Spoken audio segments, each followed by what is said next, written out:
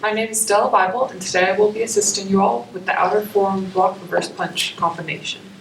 The first thing you need to do is get into a pretty solid ready stance, and that would be your front stance for this one, with just your left foot in front and your right foot facing forward.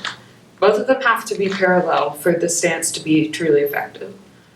And your chamber position is your back fist over top of your shoulder and your front fist facing the bottom of your arm. And the block, you curl out and bring the other fist into your hip. You can run through that a few times at home and then begin to add the other section of it.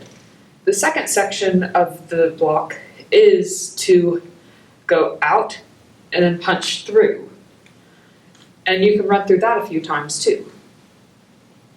1, 2, 3, 4. And feel free to go faster and harder as you can without damaging anything around you.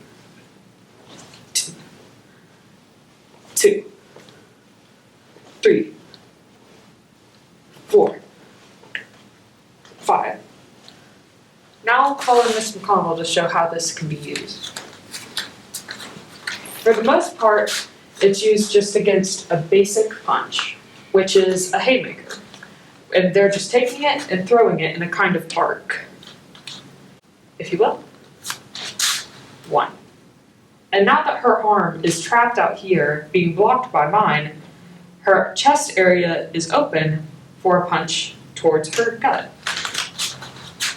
And you could have a partner review that with you, but in the next segment, we'll be working with blockers. All right. 1, 2, 3, 4. And now that, when you get a little more familiar with it, start going a little faster with your partner. 5, 6, 7. And be sure to keep your wrist straight and hit with your first 2 knuckles.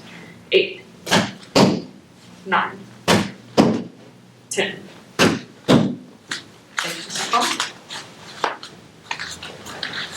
This was Stella Bible.